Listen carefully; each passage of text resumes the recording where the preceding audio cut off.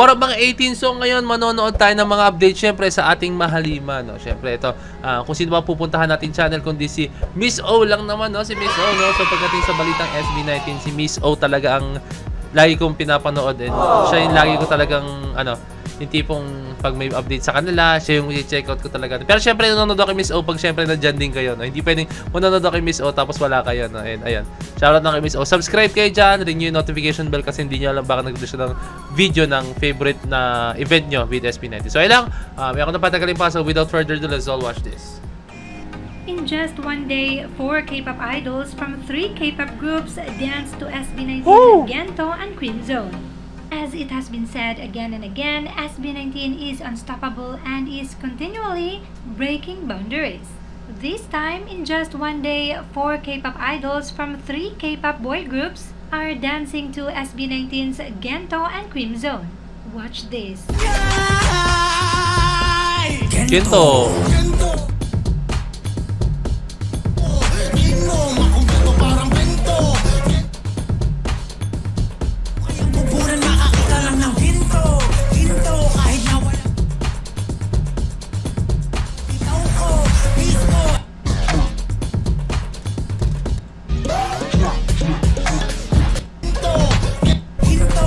Nice one, no? So I think this is just more of dancing na. Pero nakakatuwa syempre kasi yung mga ganito, no? Yung tipong mga K-pop group, syempre saan ba nagsimula yung gantong klaseng mga pop music, no? Yung gantong klaseng style ng pop music syempre sa Korea, no?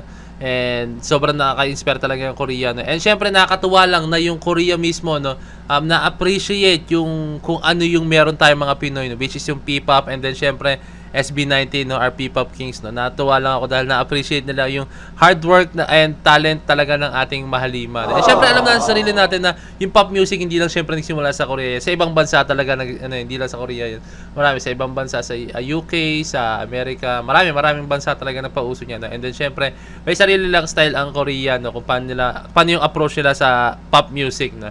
So ayun, ulitin ko ulit, nakakatuwa dahil ayan, yung creator ng ganitong klaseng genre is yung sa Korea is na-appreciate nila yung SB19, no? Pero don't get me wrong, yung SB19 meron na silang sariling approach sa pop music, no? May sarili silang approach sa pop music, no? Sinabi ko lang na yung inspiration nakuha nila syempre sa K-pop, no? Pero ngayon ang SB19 for me, nagkaroon na talaga sila ng sarili nilang identity pagdating sa pop music, no? So let's go. And tingin pa tayo ng mga updates syempre sa ating Mahalima. Let's go. Ito yung napad natin kanina lang. SB19, number 1 kaagad pagkalapag ng Cream Zone Wish Bus performance nila. Yes, you heard it right. Number 1 trending nga sa buong Pilipinas ang Cream Zone Wish Bus USA performance ng SB19 pagkalapag pa lamang. And once again, they have proven that they have the live monsters vocals. Narito ang ilang komento ng mga viewers.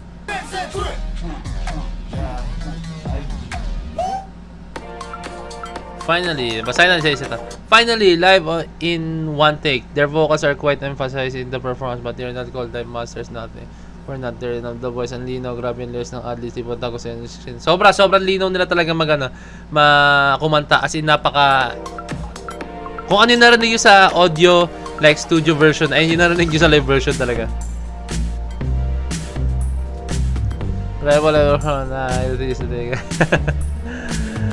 Sobra yung, kung ano narinig nyo sa SB19, talagang raw voice nila yun, walang auto-tune or what. Yun.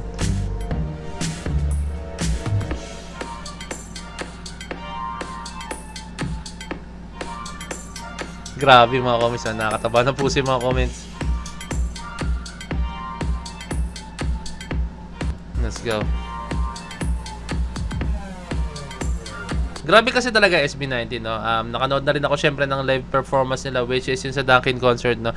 Grabe sila mag-live, as in napakalinaw talaga ng boss nila, no. Kung ano talaga narinig nyo, as in walang halong mabulaklak na salita. Pero kung ano narinig nyo sa live, yun talaga yung boss nila talaga, as in. Kaya nakakatuwa yung SB19, no. Kala mo na kikinig ako ng recorded music or recorded audio, no. Ang galing, napakalinaw nila talaga bumigkas. Let's go. Thousands of fans of SB19 nice! Nabalita ng ating Mahalima. Boy band's Pagtatag World Tour. SB19's successful first ever Canada concert featured in ANC Digital. World Tour of SB19 in Canada was their first ever Canadian concert And it was very successful indeed na na-feature pa ito sa ANC Digital. Nice! Napaka-solid din talaga ng 18 sa Canada. Watch this. Thousands of Philippine pop fans flocked to Toronto for the first Canadian concert of boy group SB19. Christine Santos has that story. Thousands of fans of SB19 trooped to Toronto for the Filipino boy band's Pagtatat World Tour. This is SB19's first concert in Canada, and devoted fans, collectively called 18, couldn't contain their excitement with the group's visit in Toronto, as well as their fandom's win on the Billboard's Fan Army Face-Off 2023. We cannot believe that they're actually here, because we never expected them to ever come here, and it's crazy the amount of people that showed up. What made them so different is that they speak to not only everybody but specifically to Filipinos like us who are looking for that one thing that K-pop didn't have, which was relatability. I think shout out to all the 18 worldwide. Thank you. The crowd cheered and danced along to the group's hit songs and viral dance moves, and were impressed with their group and individual performances. With SB19's chart-topping songs, fans are hoping the P-pop band will continue to make a mark on the world stage and proudly represent Filipinos. Christine Santos, ABS-CBN News. Nice one, no? And yun, nakakatuwa lang. Kaya syempre ang SB19, kahit saan magpunta, kahit saan mag-concert, talagang tinatao talaga. Wala yung parang tipong pumunta sila sa concert na yan. Tapos medyo, alam mo yun, medyo lilo, walang masyadong nanood, no? Pero sila talaga tinatao talaga, no? I think kayang-kaya nila mag-perform sa mga, mga, kunyari, sa Staples Center, no, sa Lakers, dome ng Lakers, no, Los Angeles Lakers. Let's go. Okay, sa kung saan man, no, sa kung saan man. Canada, Toronto, Canada, Toronto Raptors. Ano ba yung stadium ng Toronto Raptors? Yun, pwede sila mag-concert sa mga ganung kalaki, no. I think kayang-kaya nila talaga as in. SB19, you can get your tickets at jbke. Jake finally promotes a show with SB19 in Boston, the last leg of his What Tour Feels Like. We have officially heard from SB19 about their appearance in Jake's last leg of What Tour Feels Like in Boston. This will happen in September 2 Nice or one. September 3 in Philippine time. And now, here is Jake officially promoting the show with SB19, calling them Amazing SB19. Here's the Hey. video. Y'all, it's Jake. I know that some of y'all wanted to come see me live but weren't able to make it. So we're going to be streaming the last show, the Boston show, live on September 2nd on Veeps. The performance will be featuring the amazing SB19. You can get your tickets at jbke. Grabe si Jake, syempre minsan. Pero syempre, concert ni Jake yan. Pero nakakatuwa na syempre, pinopromote niya yung SB19. Alam naman natin yung SB19, napaka-humble ng mga batang yan. Pero coming from Jake, sobrang nakakatuwa lang, no? Kaya ayan. Waiting na ako sa performance nila. Syempre, yung Golden Hour, no? Paano yung gagawin nilang atake doon, no? And ayan, napaka-solid nun. Syempre, Jake, sobrang well-known yan sa ibang bansa talaga as in. And ito na yung mga updates na nakuha natin sa SB19 and hoping na makapanood pa tayo ng maraming updates sa SB19 and maraming pang ganap sa SB19, no? And syempre sa mga other P-pop groups natin, manonood din tayo, no?